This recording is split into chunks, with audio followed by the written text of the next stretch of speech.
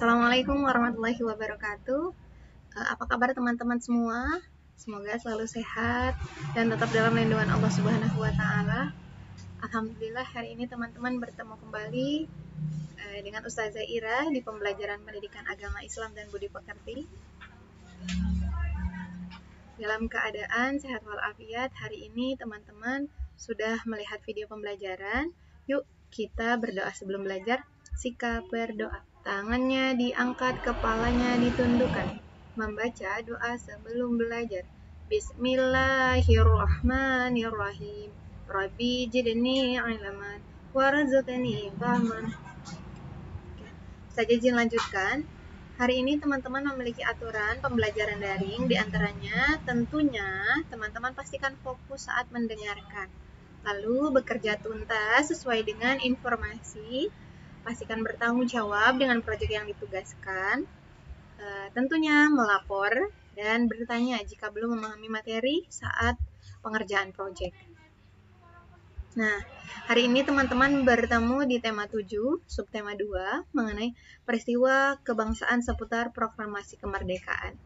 Nah, ada informasi tema, yaitu mengenai bagaimana peristiwa kebangsaan sebelum terjadinya proklamasi kemerdekaan. Pada tanggal 6 Agustus 1945 itu ada sebuah bom atom yang dijatuhkan ke kota Hiroshima, Jepang, ya, oleh Amerika Serikat. Nah, mulai menurunkan moral semangat tentara Jepang di seluruh dunia. Itu semua menyebabkan hal tersebut. Nah, sehari kemudian BPUPKI, ya, Badan Penyelidik Usaha Persiapan Kemerdekaan Indonesia, itu beralih nama menjadi PPKI. Nah, yang tugasnya adalah untuk menegaskan keinginan dan tujuan mencapai kemerdekaan Indonesia. Jadi ini adalah panitia persiapan kemerdekaan Indonesia, PPKI itu. Nah, pada tanggal 9 Agustus 1945 bom atom kedua dijatuhkan. Nah, ya, oleh Amerika Serikat di Nagasaki. Sehingga Jepang menyerah kepada Amerika Serikat. Nah, momen itu pun dimanfaatkan oleh Indonesia untuk memproklamasikan kemerdekaan karena pada masa itu Indonesia dijajah oleh Jepang. Nah, pada tanggal 14 Agustus 1945, Jepang secara resmi menyerah kepada sekutu setelah mendengar desas-desus Jepang bakal bertekuk lutut. Jadi saat itu desas-desus itu yang menyebabkan Indonesia, para golongan muda mendesak kepada golongan tua untuk segera memproklamasikan kemerdekaan Indonesia. Nah, namun golongan tua itu tidak ingin terburu-buru sehingga mereka tidak menginginkan terjadinya pertumpahan darah pada saat proklamasi. Sehingga dari 14 Agustus menuju detik-detik 17 Agustus dilakukan perundingan antara golongan tua dan golongan muda yang sampai akhirnya terproklamasi lah. Jadi sebelum menjelang proklamasi memang ada detik-detik proses atau peristiwa terjadinya kebangsaan. Nah, itu dia ceritanya. Yang mengapa akhirnya Jepang menyerah kepada sekutu saat dimanfaatkan hal itu oleh Amerika. Nah, kita memanfaatkan bagaimana caranya untuk Jepang terbebas dari Indonesia dan kita merdeka. Hari ini Ustazah memiliki tema lagu tema, yaitu Tanah Airku. Tentunya teman-teman sudah mengenal lagu tema ini karena kita sudah menyanyikan sebelumnya. Ustazah izin mengajak teman-teman untuk bernyanyi kembali. Ustazah hitung ya. 1, 2, 3. Tanah air ku tidak kulupakan, kan terkenang selama hidupku. Biarpun saya pergi jauh, tidak kan hilang dari kalbu.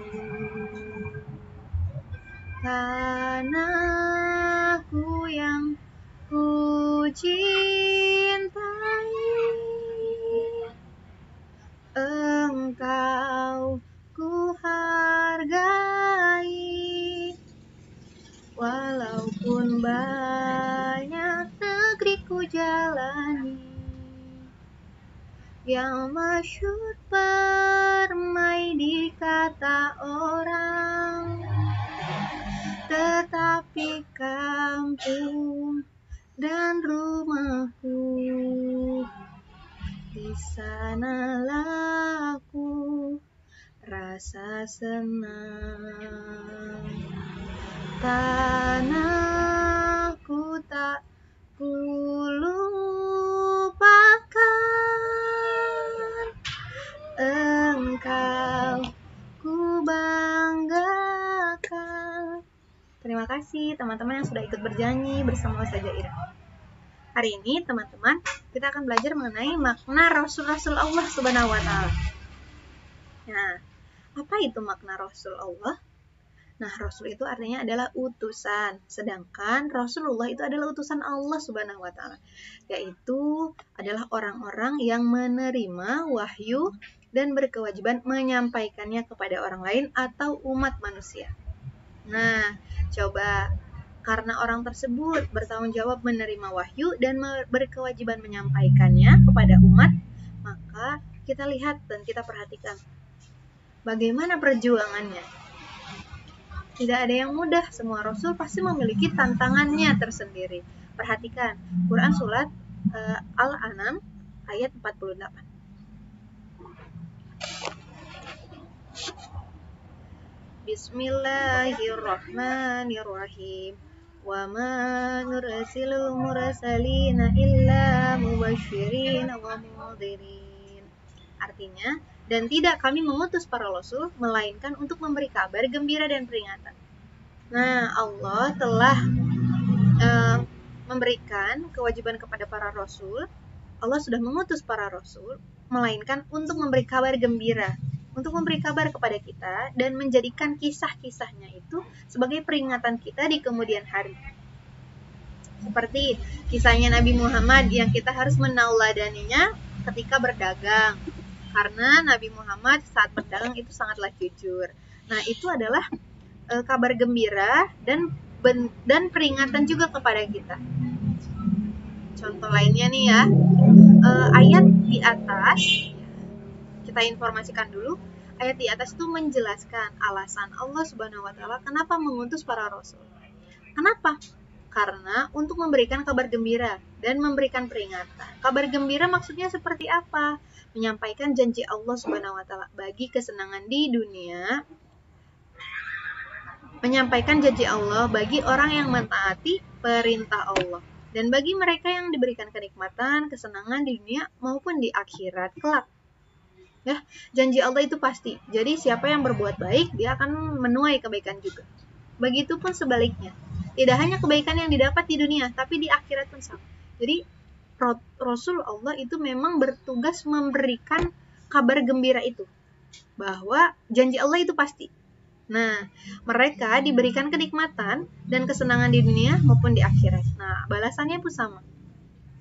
Rasul itu memberikan peringatan satu lagi. Apa maksudnya? Yaitu bagi mereka yang ingkar kepada nikmat Allah dan Rasulnya akan mendapat balasan buruk, yaitu neraka jahanam.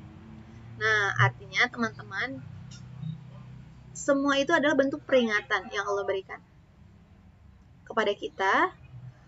Jika kita mensyukurinya dengan baik, ya maka kita akan mendapatkan hal yang baik itu. Tapi jika kita mendapatkan nikmat yang baik dan kita ingkar, tidak bersyukur misalnya, nah, itu akan mendapatkan balasan buruk, neraka jahanam. Selanjutnya, Nabi dan Rasul itu adalah manusia biasa. Manusia biasa, yaitu laki-laki yang dipilih oleh Allah Subhanahu wa Ta'ala untuk menerima wahyu. Sebagaimana manusia lainnya, Rasul pun tidak seperti kebanyakan manusia.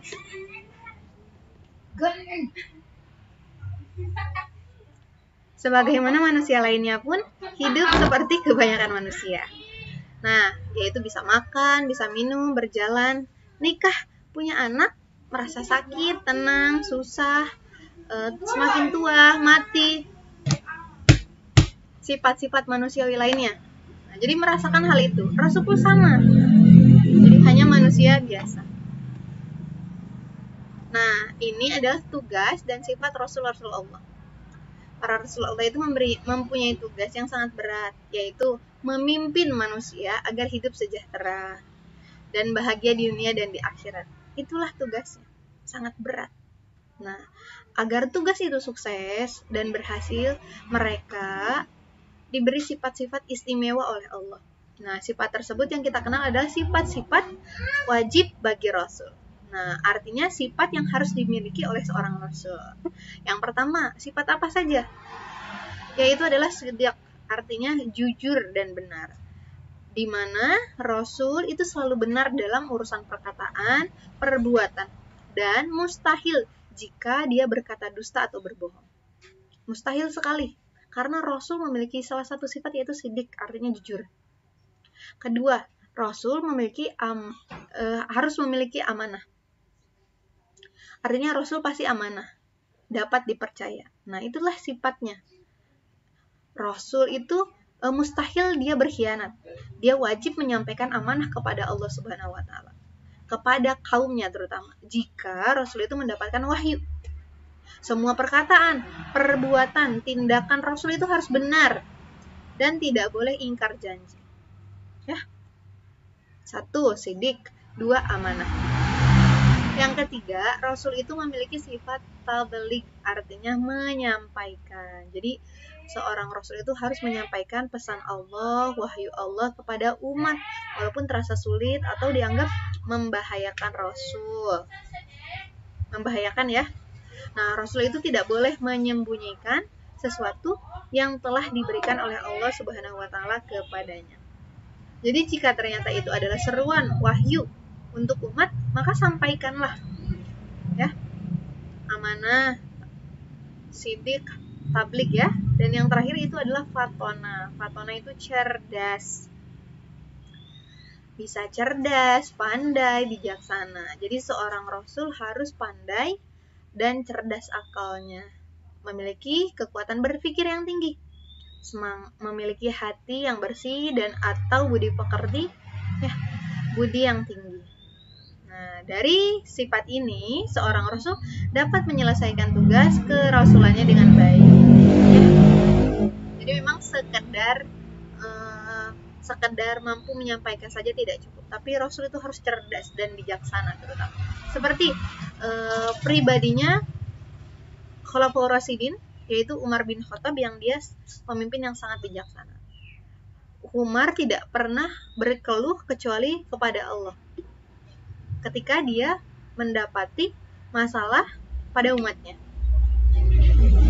Selanjutnya, kalau kita percaya, contohnya kalau kita percaya pada orang lain atau kita dipercayai oleh orang lain, kerjakanlah dengan jujur dan ikhlas.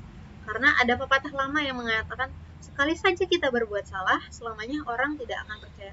Sama seperti kepercayaan orang lain ya, kepercayaan orang tua pun sama. Hanya karena orang tua memiliki naluri, kita anaknya, maka kita selalu dimaafkan. Tapi sesungguhnya kepercayaan itu sangatlah mahal.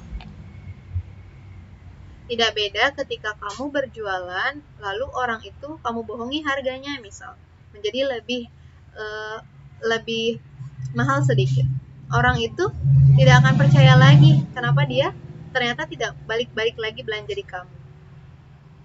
Kemudian pesan-pesan kebaikan yang disampaikan kepada orang lain, mulailah dari diri sendiri kita lakukan. Keluarga, kemudian kepada yang lainnya. Hidup itu harus cerdas, karena cerdas akal dan cerdas nurani. Nah, jadi dari pembelajaran ini, tentu saja menyampaikan kita harus berlaku dan berupaya sesuai dengan sifat-sifat Rasul agar hidupnya menjadi lebih baik lagi, bermakna lagi. Proyek teman-teman hari ini menceritakan kembali informasi pembelajaran. Minimal 2 menit lalu kirimkan ke Classroom. Jika ternyata ada kendala, kamu bisa komunikasikan dengan wali kelas. Ya, ceritakan kembali informasi pembelajaran tentang sifat-sifat Rasul ini. Kamu buat video minimal 2 menit saja, lalu kirim ke kelas. Kesimpulannya dari pembelajaran ini, Rasul-Rasul Allah itu menjadi penerang bagi kita. Ya, kisahnya, apa yang mereka lalui, perkataannya, perbuatannya. Nah, menjadikan kisahnya itu sebagai langkah kita menuju kehidupan yang lebih baik. Kita bisa banyak belajar dari Rasul-Rasul Allah. Dari pembelajaran ini kita belajar mengenai sifat-sifat yang dimiliki para Rasul. Kita menjadi pribadi yang lebih baik dari sebelumnya dan belajar dari kisah Rasul-Rasul Allah. Terima kasih banyak sudah melihat video pembelajaran. Makan ini. Alhamdulillahirrahmanirrahim. Ustazah izin pamit undur diri. Mohon maaf atas segala perkataan, perbuatan yang kurang berkenan. Wassalamualaikum warahmatullahi wabarakatuh.